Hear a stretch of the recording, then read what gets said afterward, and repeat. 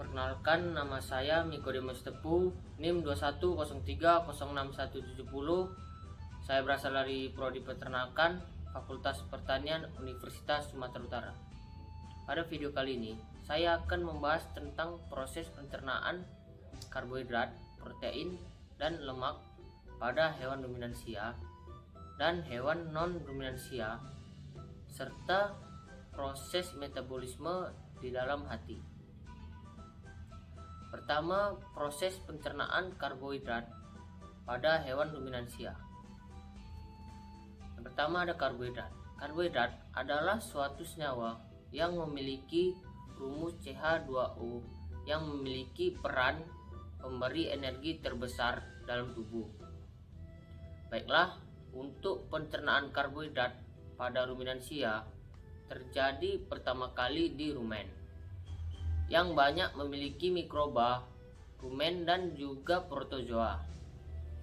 Pada pakan ruminansia terdapat bahan-bahan seperti fruktan, sukrosa, pati, selulosa, hemiselulosa, dan pektin yang merupakan senyawa polisakarida yang tidak mampu diserap oleh ruminansia, lalu polisakarida akan diubah menjadi monosakarida agar mudah diserap.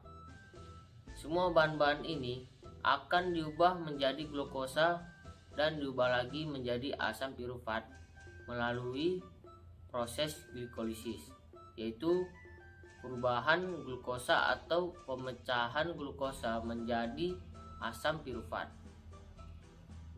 Setelah asam pirufat terbentuk, selanjutnya asam pirufat akan diubah menjadi gas metan, asetat, butirat, dan propionat dengan bantuan mikroba-mikroba yang ada pada rumen.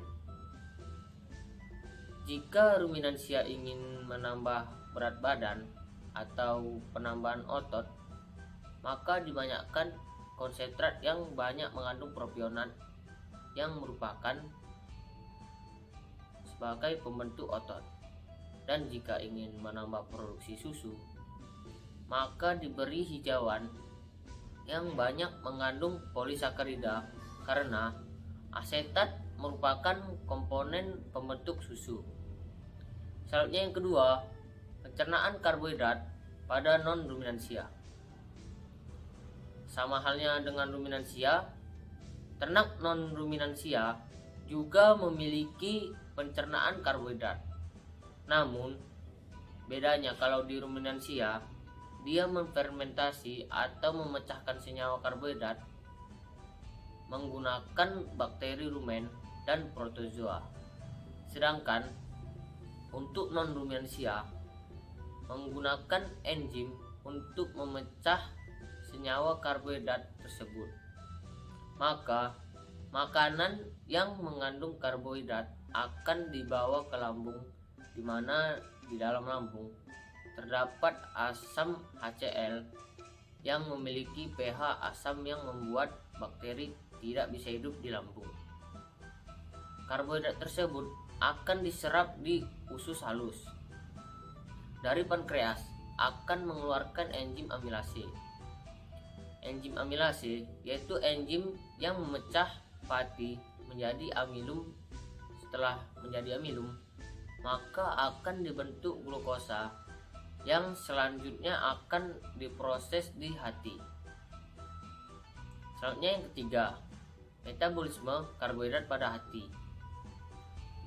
Setelah semua senyawa tadi telah diubah menjadi monosakarida, selanjutnya akan diserap oleh darah dan dibawa ke hati melalui vena aorta.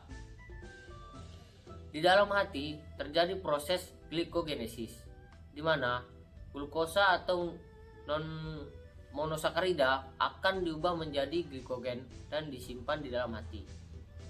Saat tubuh kekurangan glukosa, maka glikogen dipecahkan dan diubah menjadi energi. Selanjutnya yang keempat, proses pencernaan protein pada ruminansia.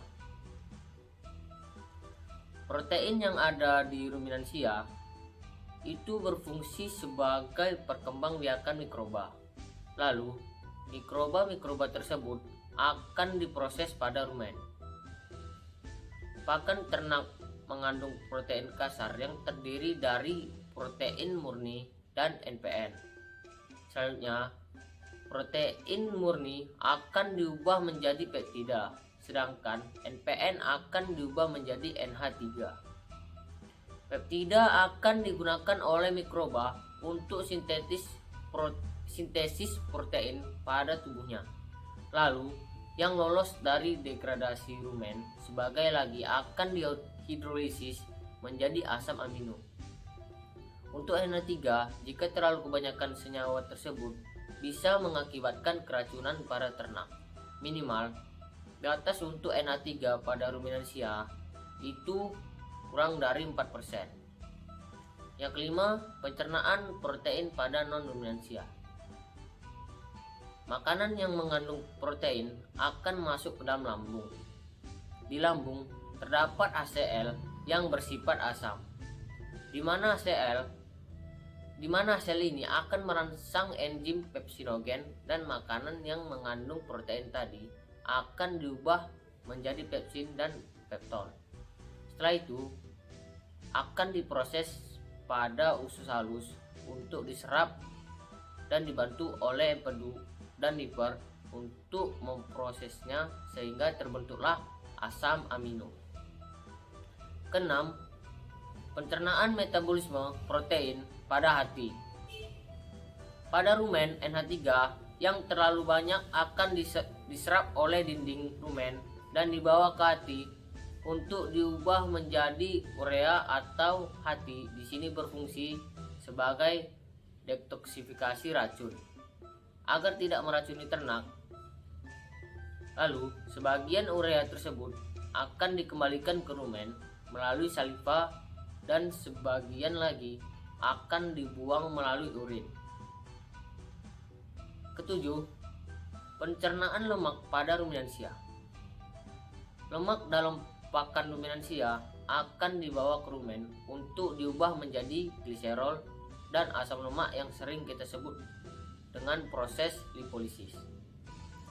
Untuk gliserol akan diubah menjadi asam lemak terbang atau VFA, dan untuk asam lemak akan dibedakan dua, yaitu ada asam lemak rantai pendek dan asam lemak rantai panjang. Pada asam lemak rantai pendek akan diserap di dinding rumen, lalu untuk asam lemak rantai panjang akan diserap dan masuk ke usus halus. Lalu asam lemak rantai panjang akan membentuk yang namanya triasil gliserol, fosfolipid, dan kolesterol. Selanjutnya yang kedelapan, pencernaan lemak pada non-ruminansia. Pada ternak non-ruminansia hanya bisa memetaboliskan trigliserida.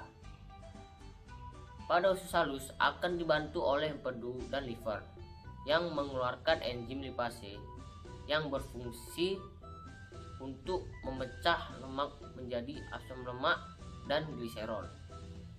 Lalu gliserol tersebut akan bercampur dengan garam, empedu dan fosfat hingga terbentuk hasil akhirnya, yaitu fosfolipid. Yang kesembilan, metabolisme lemak pada hati. Hasil akhir senyawa-senyawa seperti fosfolipid, triasil gliserol, dan kolesterol akan membentuk yang namanya kilomikron. Nah, kilomikron inilah yang akan menjadi penghantar untuk dibawa ke hati dan peredaran darah. Yang ke-10, yang terakhir, hubungan antara metabolisme karbohidrat, protein, dan lemak. Mengapa ketiga metabolisme tersebut berhubungan? Karena semua proses metabolisme tersebut sama-sama menghasilkan energi atau glikogen.